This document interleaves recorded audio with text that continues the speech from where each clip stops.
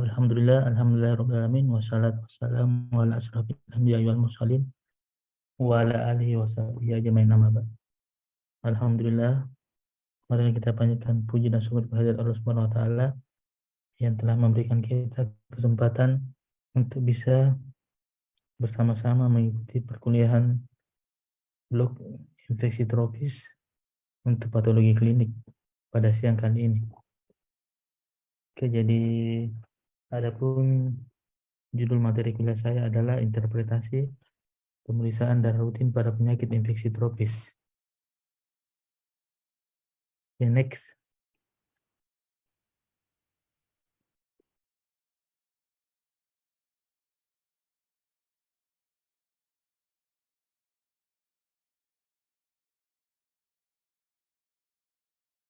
Silakan lanjut.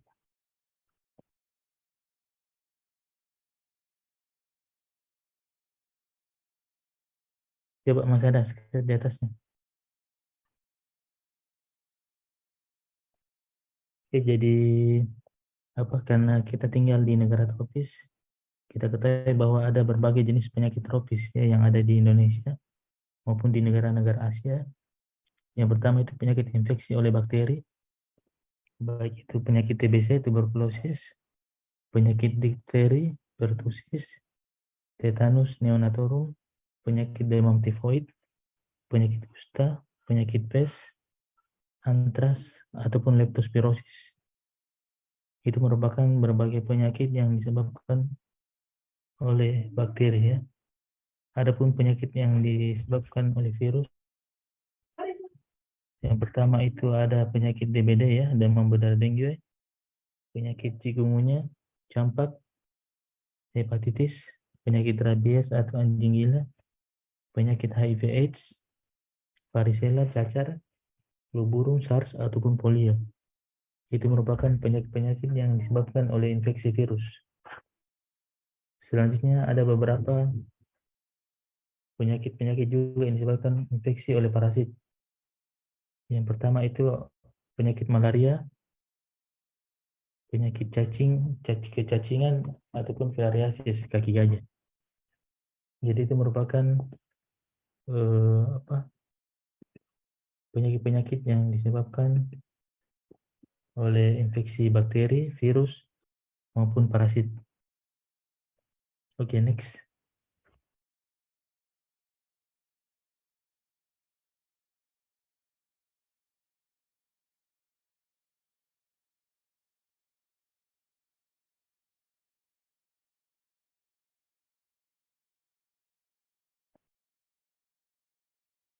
Adapun untuk menegakkan diagnosis atau penyebab dari penyakit-penyakit tersebut di atas itu, yang pertama adalah kita melakukan pemeriksaan gejala-gejala fisik maupun tanda-tanda yang didapatkan pada pasien tersebut. Misalkan gejala demam, sudah berapa lama, sudah berapa hari dia demamnya, apakah ada riwayat demam naik turun atau terus menerus, apakah ada riwayat batuk, apakah ada riwayat diare, ataupun penyebab-penyebab yang lain yang mengakibatkan munculnya gejala-gejala dan tanda-tanda spesifik pada pasien tersebut. Selanjutnya kita lakukan pemeriksaan fisik, baik itu tanda-tanda vital, tekanan darah, nadi pernapasan, suhu, ataupun keluhan-keluhan yang lain yang muncul pada orang tersebut. Selanjutnya kita tambahkan dengan pemeriksaan penunjang.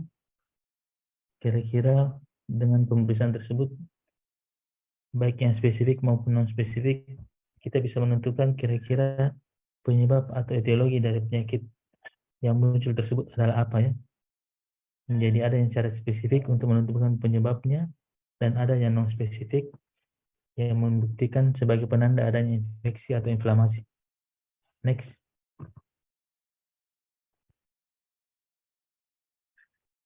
Adapun beberapa pemeriksaan laboratorium yang spesifik yang menentukan penyebab atau etiologi dari penyakit tersebut.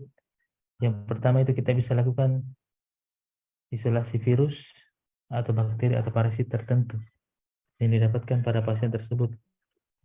Selanjutnya kita juga bisa melakukan pemeriksaan serologi terkait dengan antibodi atau imunoglobulin atau antigennya yang didapatkan pada pemeriksaan pada pasien tersebut. Selanjutnya kita lakukan pemeriksaan kultur mikrobiologi baik dengan menggunakan darah ataupun cairan tubuh lainnya. Misalkan cairan urin ataupun cairan sendi. Jika didapatkan adanya infeksi atau inflamasi atau peradangan pada persendian orang tersebut. Jadi bisa dengan kultur mikrobiologi. Adapun yang non spesifik yaitu sebagai penanda adanya infeksi atau inflamasi bisa dengan pemeriksaan secara rutin atau hematologi dan juga bisa dengan pemeriksaan kimiawi baik dengan menggunakan marker tersendiri yaitu marker atau penanda CRP, C reaktif protein ataupun prokalsitonin. Next. Adapun untuk tes darah rutin yang nanti akan kita bahas yaitu terkait dengan hematologi yang terdiri dari hemoglobin atau Hb, leukosit, sel darah putih, trombosit, sel keping darah ya, keping-keping darah dan eritrosit sel darah merah.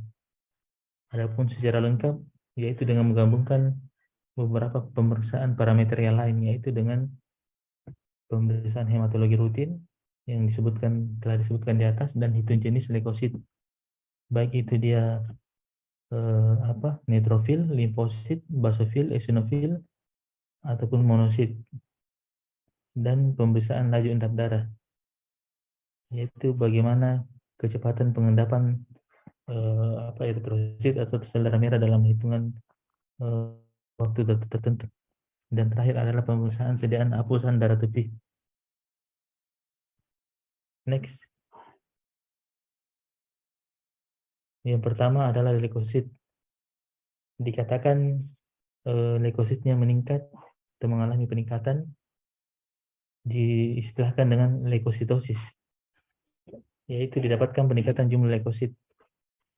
Umumnya jumlah leukosit yang meningkat itu adalah neutrofil ya, bentuk neutrofil merupakan hitung jenis leukosit. Umumnya neutrofil yang meningkat, bentuk muda lebih meningkat, di mana jika terjadi infeksi itu dengan menghitung IT ratio. Dan ini diutamakan pada bayi dan anak-anak yang mengalami infeksi ya, yaitu dengan menghitung jumlah semua sel muda dari mulai promyeloblast sampai terbentuk neutrofil batang dibagi dengan jumlah semua sel neutrofil. Dalam hal ini ditambahkan antara neutrofil segmen dan batang. Adapun neutrofilia adalah merupakan jumlah absolut neutrofil terutama segmen yang meningkat. Biasanya ditemukan pada proses infeksi akut sehingga terjadi neutrofilia di mana jumlah neutrofilnya meningkat. Normalnya itu leukosit adalah 4.000 sampai 10.000 per mikroliter.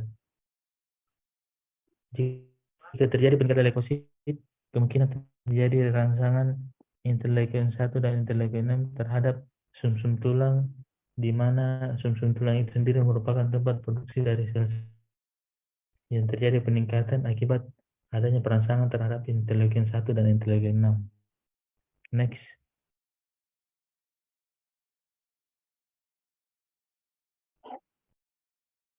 Ini adalah gambaran dari peningkatan neutrofil ya. Kita lihat neutrofil itu yang banyak sekali tampilannya itu adalah neutrofil segmen. Neutrofil segmen terjadi neutrofilia berarti terjadi peningkatan neutrofil.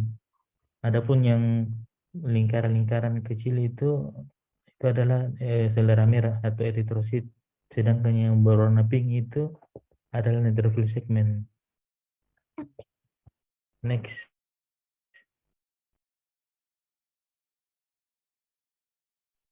Ya, lanjut.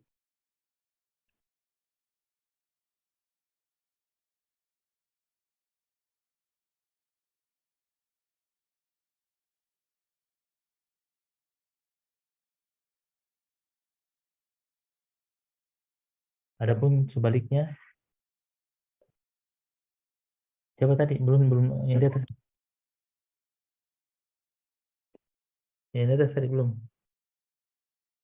Oke, yang kedua adalah jika terjadi penurunan leukosit di bawah dari normalnya 4.000, itu adalah diistilahkan dengan leukopenia. Biasanya ditemukan pada kasus demam tifoid ataupun brucellosis, di mana ditemukan menurunnya, jadi istilahkan dengan neutropenia. Biasanya ditemukan pada proses infeksi yang hebat sehingga mengalami neutropenia hebat dan bisa memberikan prognosis yang buruk, ya. Selanjutnya adalah perubahan eh, morfologi pada sel leukosit.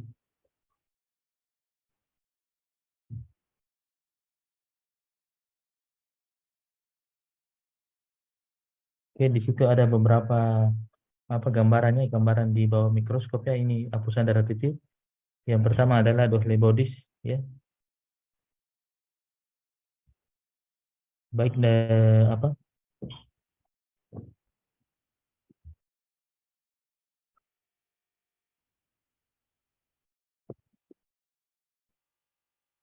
kita lihat gambarannya di tampilan sebelah kanan PowerPoint, adalah Dohle bodies. Terus ada gambaran granulasi toksik, ya. Jadi sitoplasmanya penuh dengan granula. Biasanya ini terjadi karena adanya proses infeksi, ya. Jadi neutrophil segmennya berubah menjadi tampak Dohle bodies, granulasi toksik, dan vakuolisasi. Vakuolisasi itu kita lihat tampak lingkaran kosongnya, lingkaran kosong tampak pada PowerPoint itu gambaran vakuolisasi. Jadi jika muncul salah satu atau ketiganya di gambaran hapusan retipi, kemungkinan terjadi karena adanya proses infeksi. Selanjutnya adalah eosinofilia, merupakan infeksi yang disebabkan oleh, bukan karena bakteri, non bakteri, tapi biasanya disebabkan oleh karena adanya alergi ataupun infeksi parasit. Next.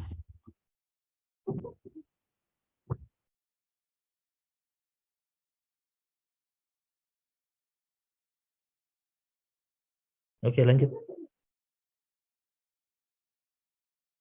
Selanjutnya adalah eritrosit, ya.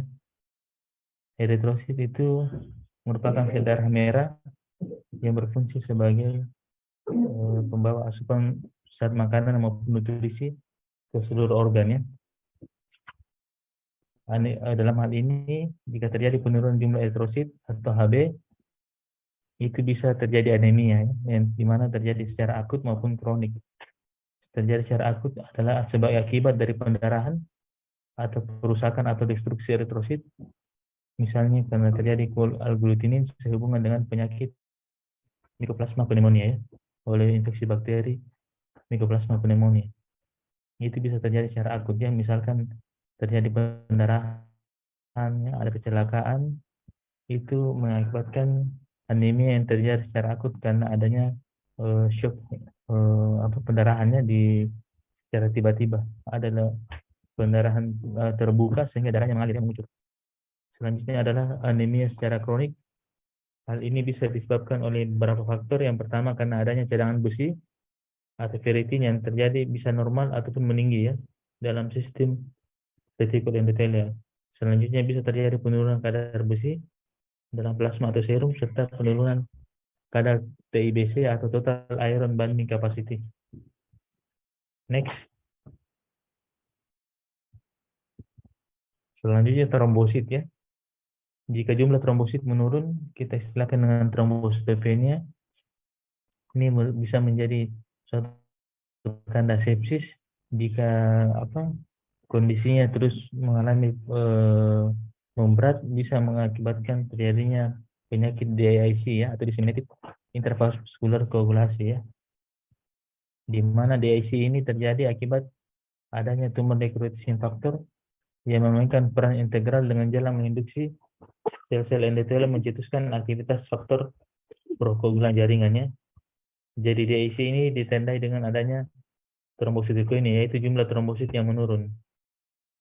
Di samping itu juga bisa ditandai dengan adanya waktu prothrombin time memanjangnya, jadi waktu pendarahan apa waktu koagulasi proses pembekuan darah itu memanjangnya PT atau prothrombin time memanjang, terjadi peninggian kadar FDP, fibrin degradation product, dan penurunan kadar fibrinogen. Hal itu merupakan faktor-faktor yang menyebabkan terjadinya apa penyakit GIC ya.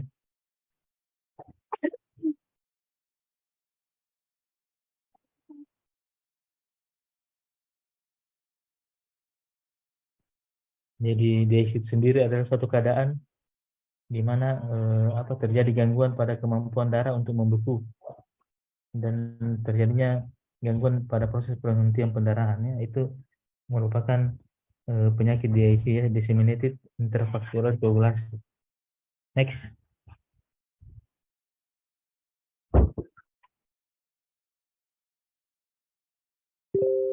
adapun pemeriksaan kimia darah untuk menentukan terjadi infeksi atau tidak. Yang pertama itu adalah pemeriksaan C-reaktif protein atau CRP. CRP ini dibuat oleh hati dan dikeluarkan ke dalam aliran darah ya, ke seluruh tubuh.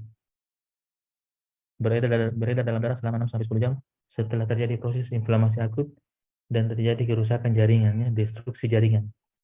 Jadi biasanya CRP ini mengalami peningkatan manakala terjadi suatu proses inflamasi atau karena adanya luka atau ada trauma ataupun adanya kerusakan jaringan. Biasanya kadarnya memuncak dalam waktu 2 sampai 3 hari atau 44, 48 sampai 72 jam ya. Jadi dia ini bersifat non spesifik, biasanya ditemukan pada proses inflamasi atau infeksi.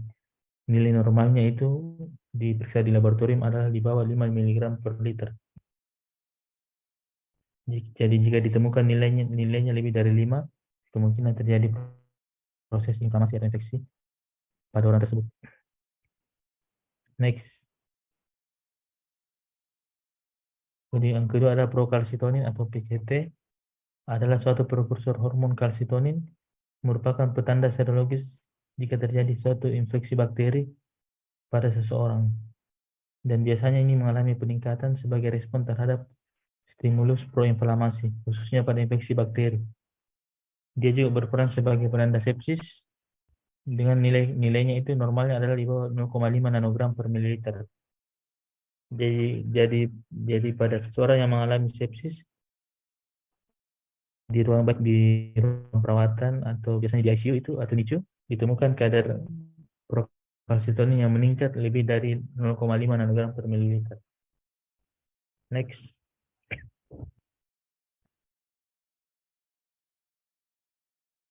Ini adalah gambaran kasus demam dengue ya, dengue fever DBD pada bulan Mei 2019 ya, berarti sudah lama ya, tapi kita lihat bahwa di negara tropis ya, di Asia ataupun di Afrika ya, benua Afrika, kasusnya meningkat ya.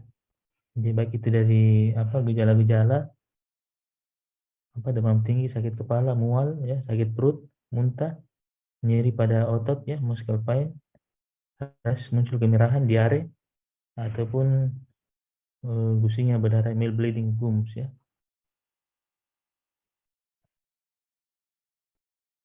Adapun untuk diagnosisnya itu terkait dengan pemeriksaan antibodi, antigen, pemeriksaan RNA deteksi, dan isolasi virus. Oke, lanjut. Adapun pemeriksaan laboratorium untuk dengue fever, yang pertama itu dengan hematologi lengkap, biasa ditemukan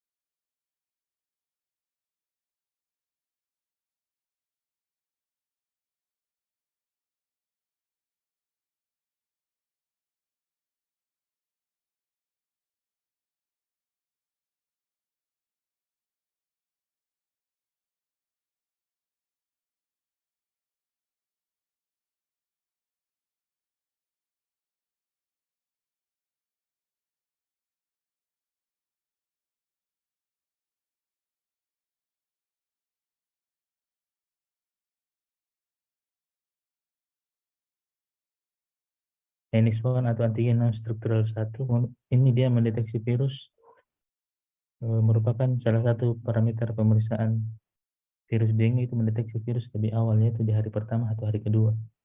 Jadi seseorang dengan demam dan dicurigai dengue fever datang ke laboratorium atau ke rumah sakit dan diperiksakan penanda NS1, itu bisa dideteksi lebih awal bahwa dia menderita penyakit DBD ya. Karena biasanya pada kasus-kasus DBD itu yang terlambat penanganannya itu pada orang-orang yang datang ke laboratorium atau ke rumah sakit dalam kondisi yang sudah terlambat ya, di mana dia punya trombositnya betul-betul sudah drop ya, trombositnya sudah sangat menurun, bahkan mencapai angka yang kritis ya, nilai kritis itu kadang di bawah 20.000 ya trombositnya. Sedangkan kita tahu normalnya adalah 150.000 sampai 450.000. Jadi dengan pemeriksaan NS1 bisa dideteksi lebih awal bahwa orang tersebut mengalami gejala penyakit curiga, menunjukkan gejala penyakit DBD ya, dengue fever. Selanjutnya adalah dengan isolasi virus, tapi hal ini jarang dilakukan. Next.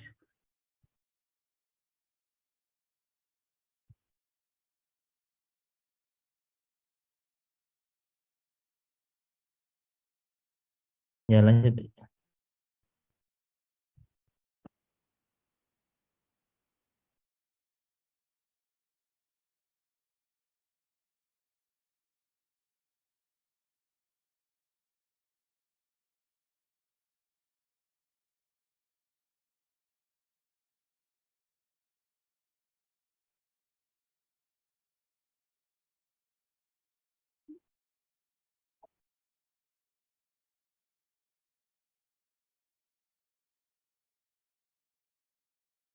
Oke, ini adalah gambaran dari insiden hapusan darah TB.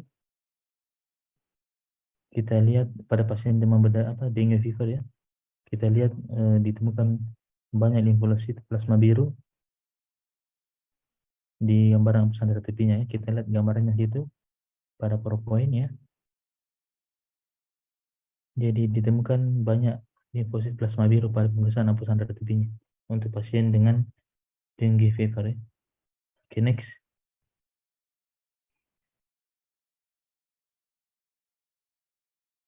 Adapun yang selanjutnya adalah pemeriksaan antibodi IgM dan IgG. Pemeriksaan antibodi IgM dan IgG yang spesifik berguna dalam mendiagnosis infeksi virus dengue. Dalam hal ini IgM mendeteksi mulai hari kelima, hari ketiga sampai kelima, dan meningkat sampai minggu ketiga dan menghilang setelah 60 sampai 90 hari. Adapun antibodi IgG pada infeksi primer terdeteksi mulai hari ke-14 atau minggu kedua, dan pada infeksi sekunder terdeteksi mulai hari kedua.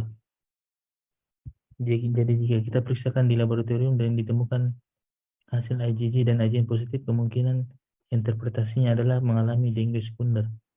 Jika ditemukan IgG negatif dan IgM positif, kemungkinan adalah dengue fever primer. Dan jika IgG positif dan IgM negatif, kemungkinan dugaan adalah dengue sekunder. Jika hasilnya negatif baik IgG atau IgM, kemungkinan merupakan penyakit yang bukan dengue dan non dengue atau primer awal, dan kita lakukan pemeriksaan ulang setelah 4 sampai 7 hari. Next. Ini tadi sudah kita bahas di awalnya bahwa pemeriksaan NS1 adalah mendeteksi infeksi virus dengue lebih awal dari pemeriksaan antibodi dengue, dan bahkan dapat terdeteksi pada hari pertama mulai demam.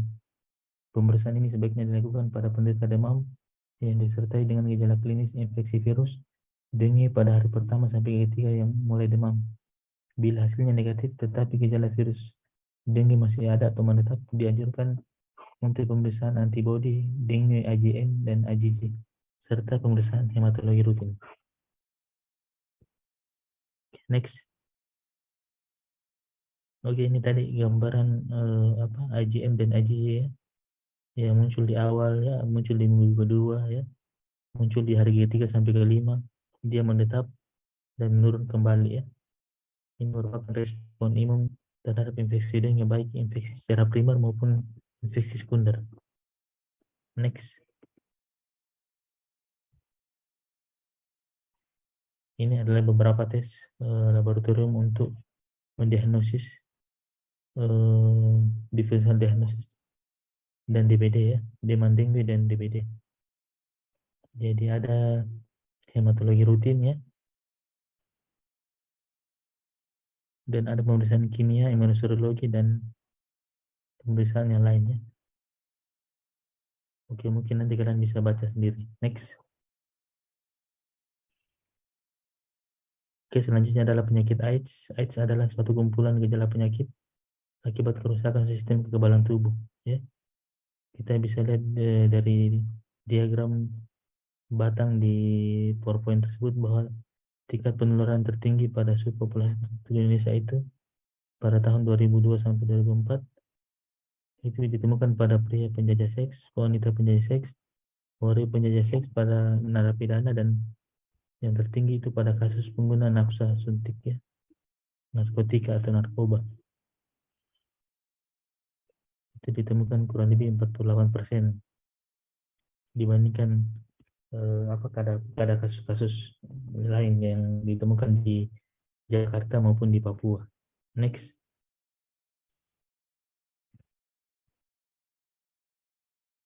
Ini adalah angka-angka yang dimana dilaporkan terkait infeksi HIV dan AIDS yang terlapor di Indonesia. Jadi mungkin masih banyak lagi yang belum terlapor ya. Ini hanya data-data yang terlapor.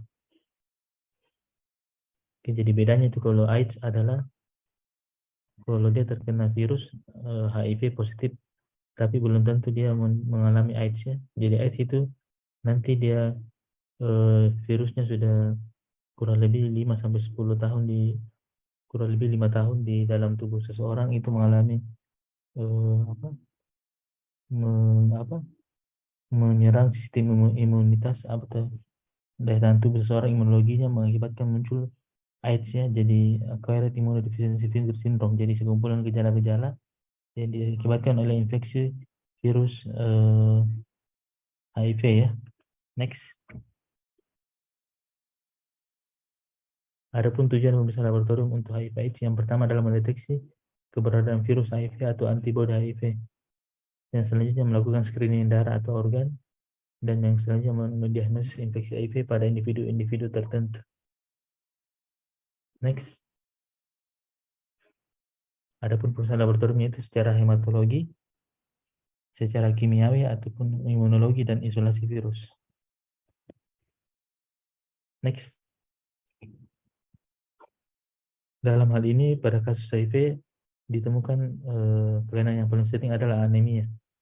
Hal ini dipengaruhi oleh progresivitas atau peningkatan secara progresif infeksi HIV, dan umumnya terjadi pada HIV stadium lanjut. Anemianya biasa meningkat bila terjadi infeksi opportunistik, artinya ada infeksi lain yang ikut terlibat dalam kasus HIV ya, di mana kadar Hb-nya itu antara 9,7 sampai 11,7, dan hematokritnya juga menurun menjadi 36%. Selanjutnya terjadi leukemia, di mana pada infeksi awal itu biasanya tidak muncul gejala atau asimptomatik secara dengan nilai 10%, sedangkan pada imunodefisiensi yang lanjut itu bisa menjadi leukemianya menjadi 50% pada penderita ya.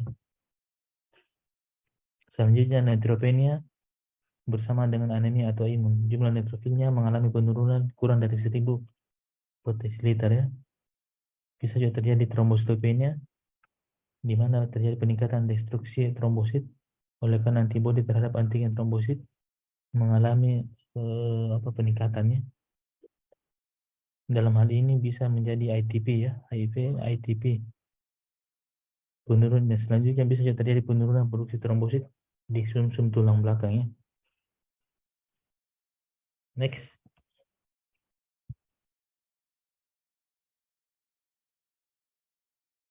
Adapun untuk tes-tes laboratorium bertujuan adalah mencari virus dalam darah penderita. Yang pertama bisa dengan melakukan kultur atau biakan virus. Yang selanjutnya bisa dengan mendeteksi antigen PD4. Yang selanjutnya bisa dengan pemeriksaan PCR, yaitu polymerase chain reaction. Satu pemeriksaan mikromolekuler ya, terkait dengan rantai DNA ya atau RNA pada pasien ya. Dalam hal ini mencari adanya antibodi terhadap berbagai komponen virus HIV dalam serum penderita atau tes serologi. Bisa dengan tes ELISA, enzim like immunosorbent assay, bisa dengan tes sederhana atau tes immunochromatography ya ICT, bisa juga dengan tes konfirmasi seperti Western blot ataupun dengan indirect immunofluorescence assay. Itu merupakan metode-metode yang digunakan untuk penentuan ada tidaknya virus HIV pada pasien tersebut. Next.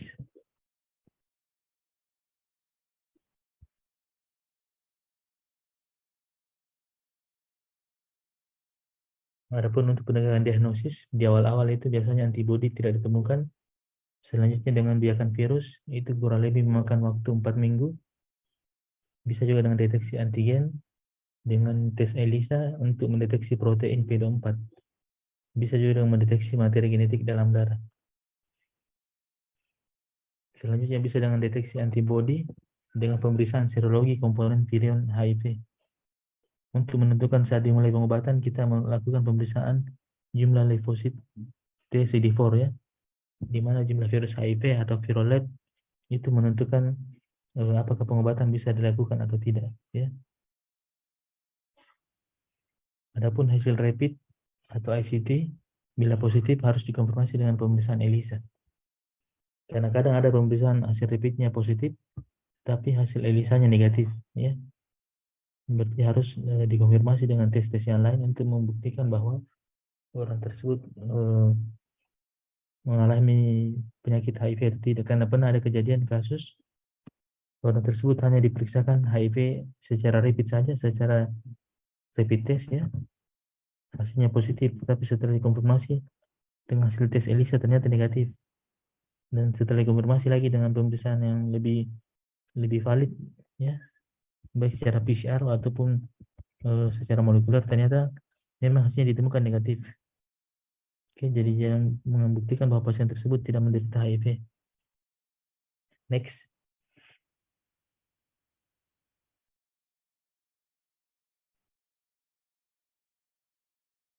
Ya, lanjut.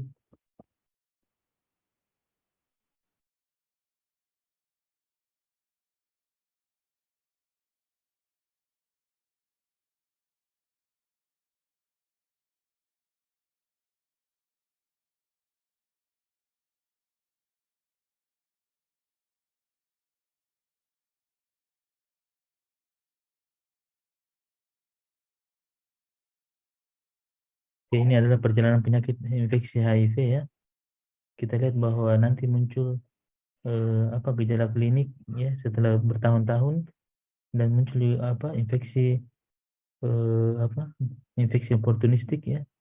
Misalkan pada kasus-kasus HIV itu terbanyak ditemukan dengan penyakit TBC ya ataupun penyakit yang lainnya, dan bisa menimbulkan kematian ya. Oke, next.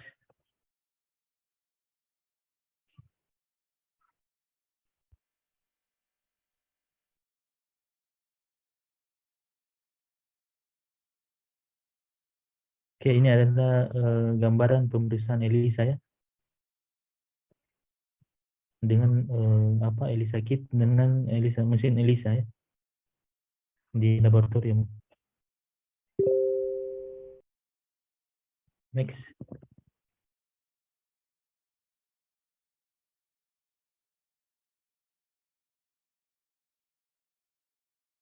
Lanjut.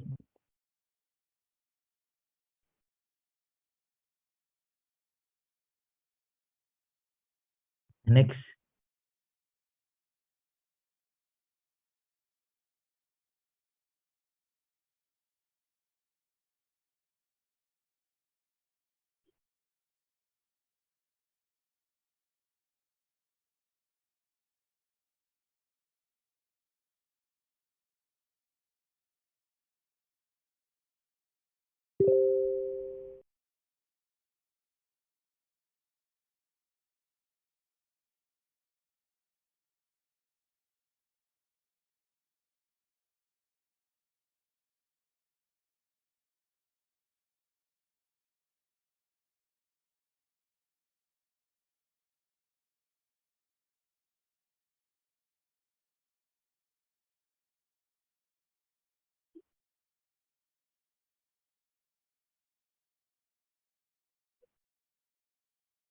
Oke, jadi ini adalah gambaran dari mesin ELISA ya.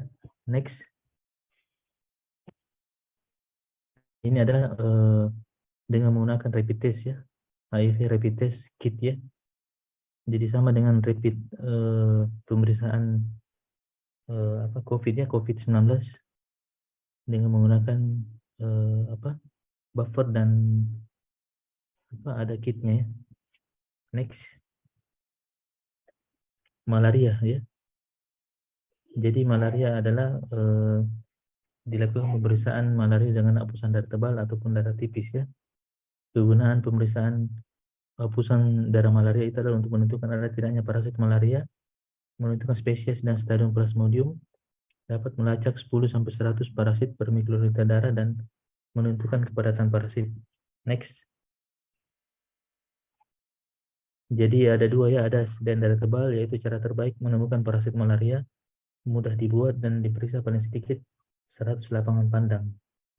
Selanjutnya sedan darah tipis digunakan untuk identifikasi jenis plasmodium bila dengan sedan darah tebal sulit ditentukan. Diperiksa paling sedikit 200 lapangan pandang. Ya.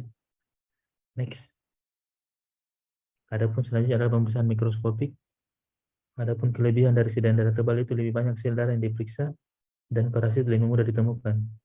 Adapun kekurangannya itu tidak dapat membandingkan ukuran plasmodium dengan ukuran eritrosit dan selanjutnya spesies plasmodium juga ditentukan. Next. Adapun kelebihan dari sedan darah tipis, yang pertama itu morfologi eritrosit terlihat jelas di bawah mikroskop. Spesies plasmodium bisa ditentukan. Perbandingan ukuran plasmodium terhadap ukuran eritrosit bisa dilihat dan persen parasitemia bisa dihitung. Adapun kekurangannya adalah jumlah parasit dalam lapangan pandang sangat sedikit.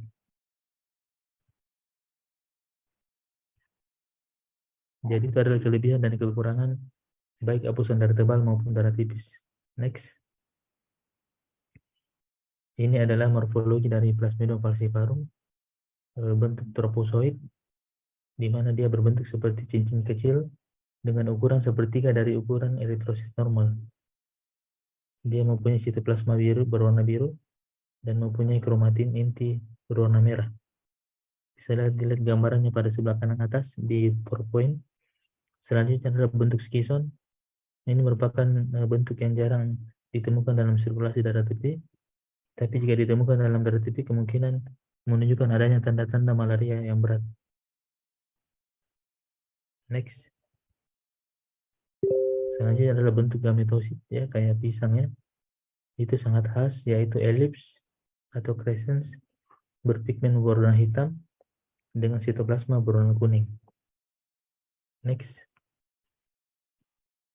Adapun pemeriksaan mikroskopik bisa dengan teknik kuantitatif Wafikat atau KBC, dan prinsipnya adalah tes fluoresensi di mana eritrosit yang terinfeksi plasmodium akan terlihat berfluoresensi atau berwarna di bawah mikroskop fluoresensi.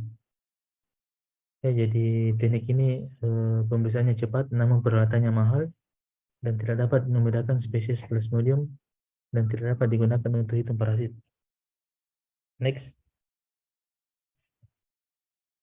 Selanjutnya adalah pemeriksaan imunoserologis berguna untuk mendeteksi antibodi antigen spesifik terhadap parasit malaria ataupun eritrosit yang terinfeksi plasmodium.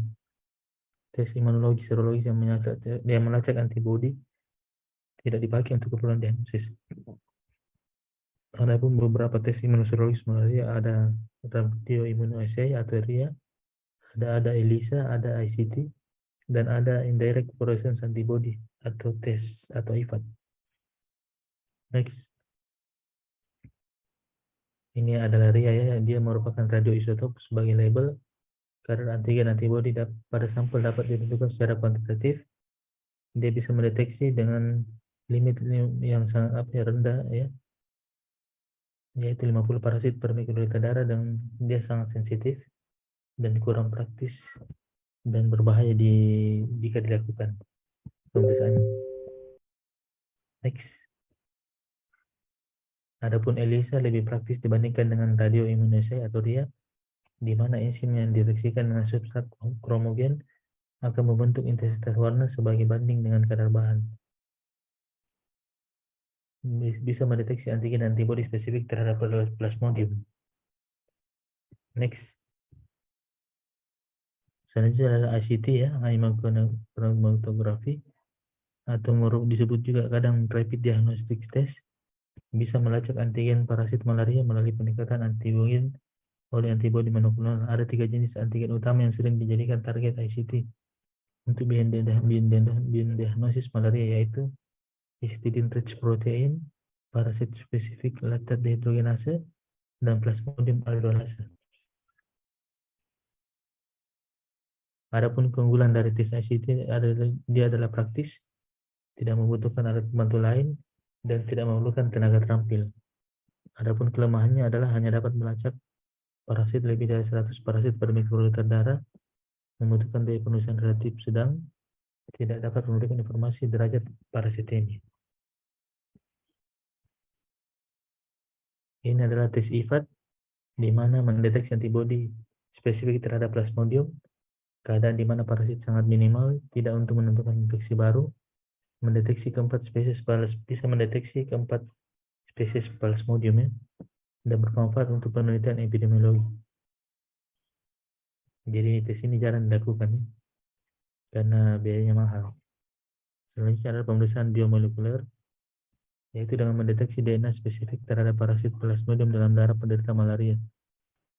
Ini dilakukan dengan teknik PCR ya. PCR dapat melacak sampai 5 parasit per mikroliter darah, dapat mengidentifikasi spesies Plasmodium, waktu pemeriksaannya cepat, sensitivitas dan spesifitasnya tinggi juga ya.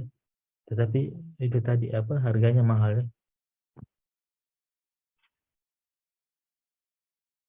Selanjutnya penyakit TBC atau tuberkulosis.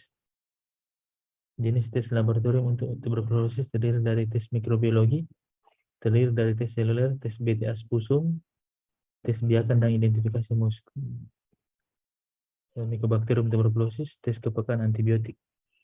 Adapun tes molekulernya itu dengan PCR, tes serologi sendiri itu terdiri atas semi rapid dengan TB-DOT, ELISA, TB kompleks, ataupun dengan pemakaian rapid test yaitu dengan Mycodot atau ICT, immunochromatography TBC ya, tuberkulosis.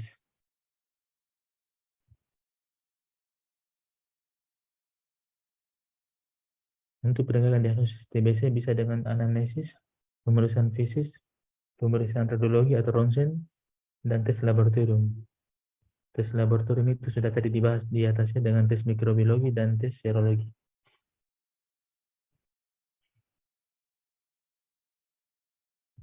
Adapun tes laboratorium dengan sputum, yaitu dengan dengan pemeriksaan mikroskopik dengan pewarnaan sel-sel dan dengan dekontaminasi. Bisa dengan melakukan kultur atau pembiakan dengan menggunakan medium tertentu, yaitu medium Lowenstein-Janssen, dan juga bisa dengan teknik PCR, yaitu untuk mengisolasi DNA dengan metode Boom dan dengan proses denaturasi, annealing, dan elongasi.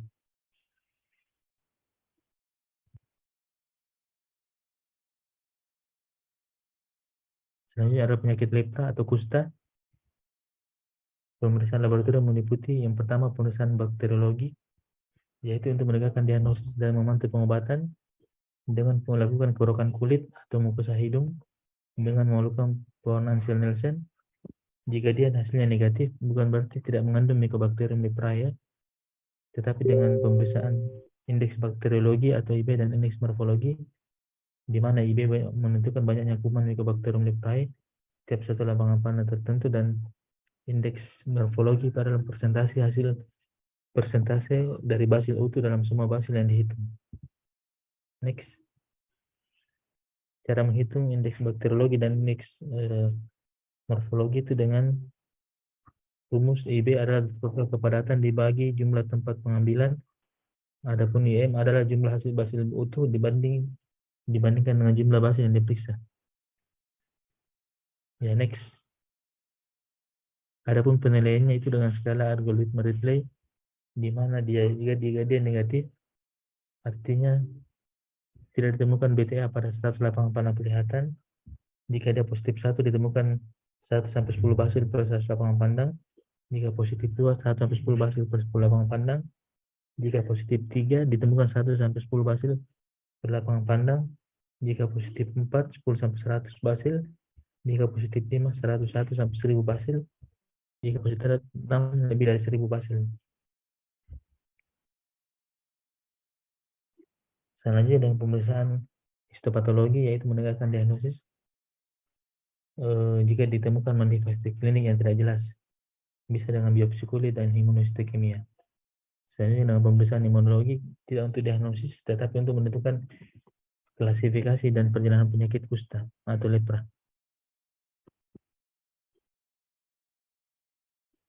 Adapun untuk diagnosis lepra itu bisa dengan pemeriksaan klinik, bakteriologi atau histopatologi atau imunologi, dengan tanda-tanda tertinggal adalah anestesi, mati rasa, adanya penebalan saraf di daerah yang terkena, dan adanya lesi kulit berupa hipopigmentasi, tampak eritema kemerahan, adanya infiltrat, dan adanya nodul-nodul di sekitar kulit yang mengalami lesi.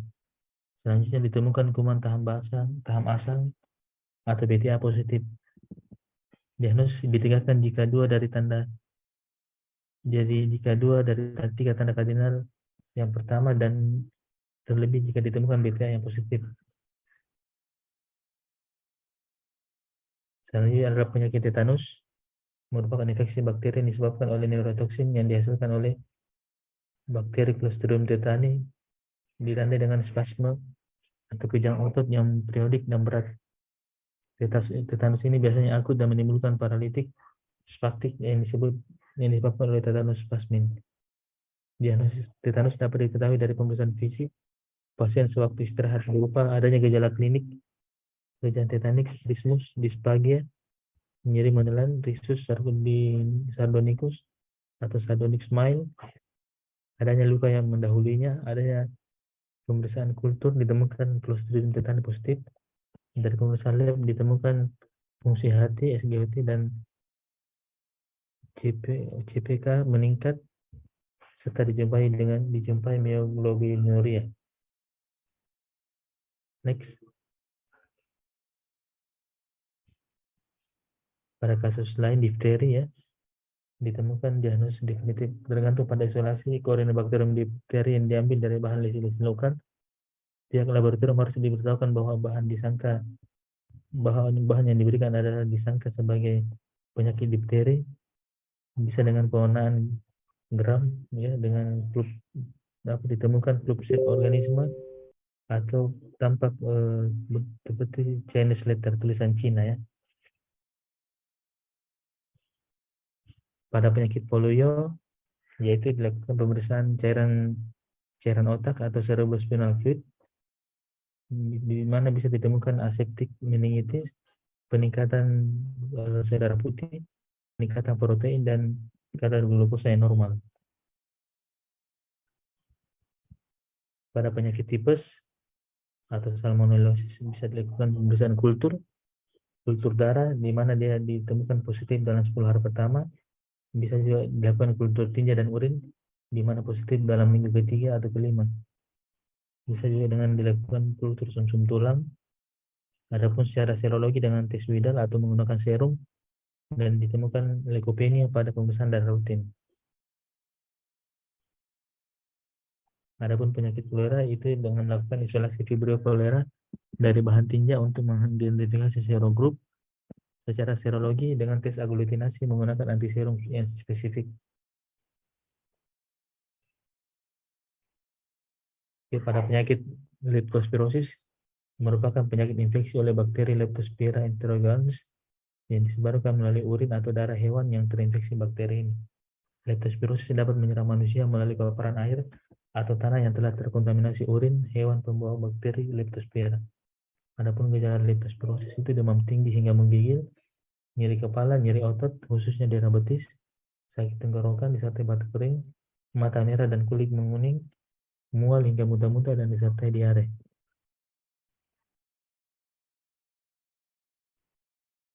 Adapun pemeriksaan laboratorium untuk menegakkan diagnosis, yaitu dibagi atas tes saring dengan pemeriksaan darah lengkap atau urin lengkap sebagai penunjang, tes urin dengan mikroskop lapangan gelap, tes dengan leptodipstik atau ICT immunochromatografi. Selanjutnya untuk tes diagnostik bisa dengan tes kultur menggunakan darah dan cairan otak, cerebrospinal fluid, bisa dengan tes serologi dengan EIA, ELISA, dengan mikroskopik agglutinating test, atau MET, merupakan baku emas atau gold standar untuk pemeriksaan serologi. Bisa juga dengan pemeriksaan PCR untuk mendeteksi DNA dari leptospira. Selanjutnya tes komplikasi atau tes monitoring dengan pemeriksaan darah lengkap, urin lengkap, dengan pemeriksaan tes-tes fungsi hati, ditemukan pemeriksaan transaminase, bilirubin, alkali fosfatase, dan keratin fosfogenase. Bisa juga dengan tes fungsi hemostatis dengan menilai jumlah trombosit dan waktu pendarahan, leading time. Bisa juga dengan waktu koagulasi, yaitu prothrombin time. Bisa dengan pemeriksaan tes fungsi ginjal, urin creatinine, dan bone blood urea nitrogen, dan tes serologi.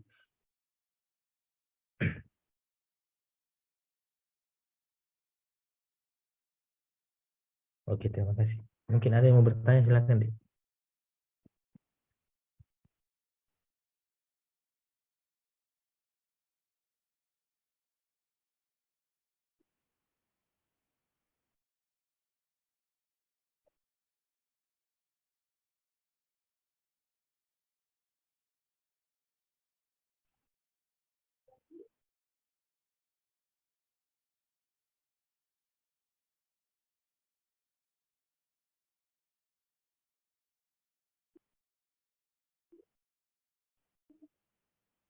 Oke, ada yang mau bertanya deh?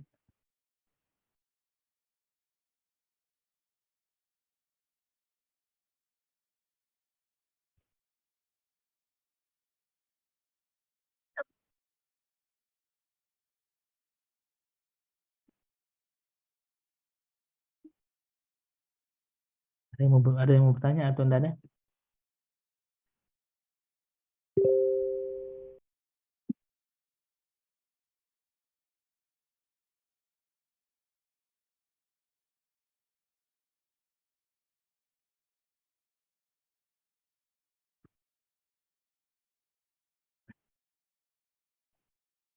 Oke, ada yang mau bertanya deh?